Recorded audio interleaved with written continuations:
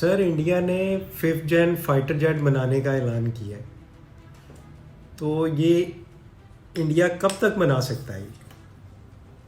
अमर जो है ना एयरक्राफ्ट, फाइटर एयरक्राफ्ट, ये दोनों मुल्कों की ज़रूरत है। हमें भी चाहिए, इंडिया को भी चाहिए। लेकिन this is a very specialised field. ये ऐसे नहीं है कि ऐलान किया और जहाज़ बन जाएगा। इसमें काफ़ी टाइम लगेगा, काफ़ी एफर्ट लगेगी। लेकिन इससे पहले कि हम इंडिया वाली साइड को देखें, मेरे ख्याल एक क्विक रिव्यू देखते हैं कि हम किधर खड़े हैं इस वक्त। जी। हमारी अपनी सिचुएशन ये है कि हम स्टार्ट हुए थे एक छोटे जहाज से जिसका नाम है मशाक। फिर उसकी अभी सुपर वर्जन भी बन गई। ये पहले फ्लाइंग की ट्रेनिंग के लिए इस्तेमाल होता था। अभी हम इफेक्टिवली एक्सपोर्ट करते हैं। लाइट एयरक्राफ्ट है, दुनिया के 5-6 मुल्कों में ये इस्तेमाल हो रहा है। एंड मुझे पता है कि मैं आर्मी के लिए ऑर्डर करने होते थे पीएससी को, तो उनको जब ऑर्डर करते थे तो वो हमें 3 से 4 साल का टाइम दे देते थे, इसलिए कि इनके बाहर के ऑर्डर बहुत हैं। जी। ये हाईली इन डिमांड है। आर्मी को खुद वेट करना पड़ता था, इनको सिफारिशें करनी पड़ती थी, भाई जहाज़ जल्दी दे दो फौज को। जी। उसके बाद अगला जहाज़ हमने बनाया K8। ये चाइना की कोलैबोरेशन से बनाया। ये बेसिक फ्लाइंग ट्रेनिंग के लिए जहाज़ है और इसमें तकरीबन 1/3 पार्ट्स हमारे हैं और 2/3 शायद हम चाइना से लेते हैं। तो ये बड़ा अच्छा एक जॉइंट वेंचर है। इस जहाज़ का कमाल ये है कि 12 से 14 मुल्कों में एयर फोर्सेस इसको बेसिक फ्लाइंग ट्रेनिंग के लिए इस्तेमाल कर रही है। इसकी एक वर्जन है NG, जो सारी की सारी तकरीबन हम बनाते हैं। तो हमारे पास अपनी इसकी बेहतर वर्जन है NG वाली। उसके बाद है जी pride of Pakistan JF-17 thunder. ये दुनिया की हर एग्जीबिशन में जाता है और बड़ा इंटरेस्ट क्रिएट करता है। हर फ्लाइंग पास्ट में हिस्सा लेता है और उसको दुनिया देखती है। न सिर्फ इसको पाकिस्तान ने इंडक्ट किया है, बल्कि इसने अपने आप को फील्ड में प्रूव किया है। आप ये देखें कि ये जहाज़ जब बना तो पहले ही हमें वहाँ we were already into war on terror, तो उसमें हमें जहाँ भी इस्तेमाल करना पड़ा ये इस्तेमाल किया। उसके बाद चंद साल पहले का किस्सा है, जब अभिनंदन साहब पाकिस्तान तशरीफ़ लाए थे तो उनको जहाज़ से गिरा के हमें उतारना पड़ा था। तो उस वक्त भी JF-17 ने अपनी कैपेबिलिटी दिखाई थी। एंड यू रिमेंबर जो इंडियन टारगेट हमने लिए थे, जिनके ऊपर फायर नहीं किया था, हट के फायर किया था, वो JF-17 का थंडर का कमाल था।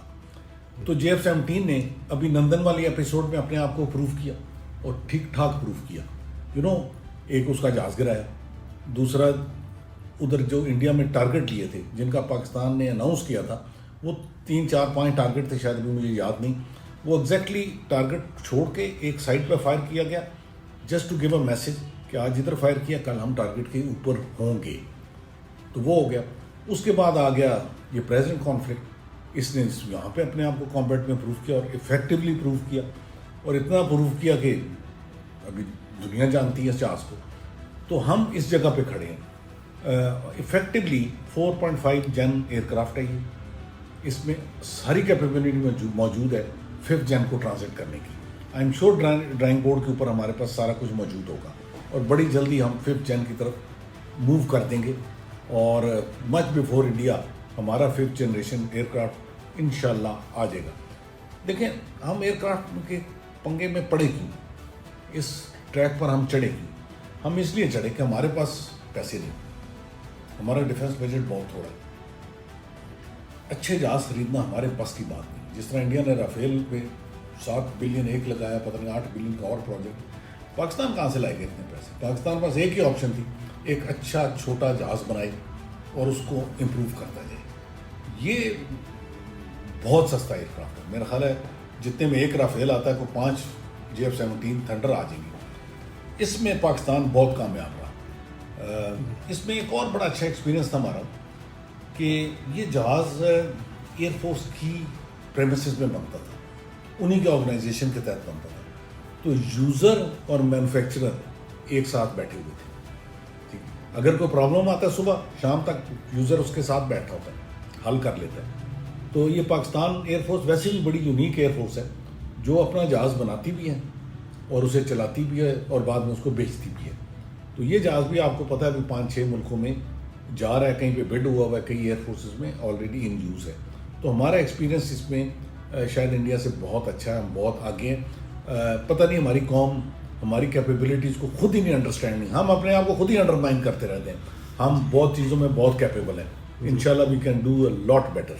अच्छा सर, इंडिया की अनाउंसमेंट की टाइमिंग बड़ी इंटरेस्टिंग है। Yes, the very interesting timing. अभी जिक्र मैं कर रहा था कि जब अभिनंदन वाला हुआ तो चूंकि मार पड़ गई थी तो कुछ तो कहना था, तो उन्होंने कहा कि जी हमारे पास जहाज़ अच्छे नहीं थे, अगर अच्छे जहाज़ होते तो हम पाकिस्तान का पता नहीं क्या करते थे। तो वो फौरी एक एक्स्ट्रा स्पीड पर जाके उन्होंने राफेल खरीदना शुरू कर दिया और इस स्पीड से उसको इंडक्ट किया और इस अरसा में राफेल राफेल राफेल ये करते रहे। और जैसे ही अगली कॉन्फ्लिक्ट आई जिसमें राफेल फील्ड हुआ तो पहले चंद घंटों के अंदर 3 से 4 राफेल और टोटल को 6 से 7 एयरक्राफ्ट इनके गिर गए। अभी ये बहुत बड़ा सेटबैक था, बिलियंस ऑफ डॉलर का project wiped out in 45 minutes. So what face India had, Indian leadership के पास क्या फेस था? मोदी साहब ने कुछ तो कहना था, ठीक है जी। तो मोदी ने फिर कई अपने स्पिन डॉक्टर्स वो चलाते हैं कि इसकी ये वजह हो कि पाकिस्तान ने सीज फायर के लिए मांगा था, हमने किधर मांगा था, ठीक है। इंडिया गया सीज फायर के लिए, अमेरिका ने हमें कहा, हमने मान ली, ठीक है, लेकिन इंडियन गए हैं पहले।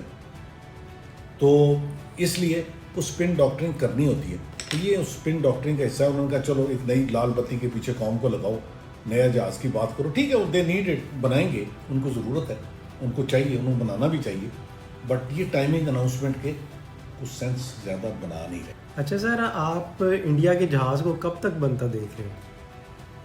हमें जैसे हमने पहले कंपैरिजन किया छोटा सा, हम किधर खड़े हैं और वो किधर खड़े हैं जी। हम 4.5 सक्सेसफुल जहाज़ उड़ा रहे हैं, तो आपका क्या ख्याल है कि हम इससे आगे नहीं काम कर रहे? हमारा 5th जनरेशन जहाज़ ड्राइंग बोर्ड पर तैयार होगा, मे बी उस पर टेस्ट ट्रायल भी हो रहे हों, लिहाजा हमारा time frame to reach that level should be much faster than India. India किधर है? इंडिया अभी ड्राइंग बोर्ड पर जाएगा। इंडिया अभी ये कह रहा है कि हमने ये भी ढूंढना है कि हमने कोलैबोरेट किसके साथ करना है, और जहाज़ में collaborate it's not one collaboration in aircraft की हर चीज़ के अलग कोलैबोरेशन, उसका इंजन अलग है, उसके इलेक्ट्रॉनिक्स अलग है, उसका डिज़ाइन अलग है, उसका फ्यूल अलग है, हर चीज़ के अलग कोलैबोरेशन करनी है। अभी तो वो कोलैबोरेटिंग पार्टनर्स इन्होंने ढूंढने हैं, तो इनको बड़ा टाइम लगेगा। 10 साल का टाइम फ्रेम तो खुद दे रहे हैं। अगर आपने 2-3 दिन पहले उनके एयर चीफ के बयान सुना हो, मैं आपको वो सुनाता हूँ। Timelines is a big issue. That is where that written part comes in. So, once a timeline is given, not a single project that I can think of has been completed on time. So this is something where we have to look at. Why should we promise something which cannot be achieved? While signing the contract itself, some of the times we are sure that it is not going to come up. But we just signed the contract. उसके बाद देखेंगे क्या करें। आपने देखा क्या कह रहे हैं? वो कह रहे हैं कि हमारा हर प्रोजेक्ट लेट है। तो अगर इनका 10 साल का टाइम फ्रेम है तो ये 15-20 साल में कहीं नहीं गया। अगर शक है तो तेजा की हिस्ट्री को पढ़ लें, उसकी हिस्ट्री को वैल्यूएट कर लें तो आपको उसकी प्रोजेक्शन नज़र आ जाएगी। वैसे भी इंडिया को मेड इन इंडिया का बहुत शौक है, लेकिन आप दुनिया में ट्रैवल करते रहते हैं, कहीं कहीं कोई महिंद्रा गाड़ी नज़र आ जाती है, इसके अलावा मेड इन इंडिया शायद इंडिया की कोई चीज़ नहीं है, ठीक है। हमारा जहाज़ 5-7 मुल्कों में कॉम्बैट जहाज़ चल रहा है, हमारे ट्रेनर जहाज़ 8-10 मुल्कों में चल रहे हैं, हमारा मशाक 5-6 मुल्कों में चल रहा है। हम we are better off. India will take time, ये बनाएंगे जहाज़, ज़रूर बनाएंगे, इनको ज़रूरत है, but they will take time. हम आगे होंगे इनसे, आप इसका फिक्र न करें।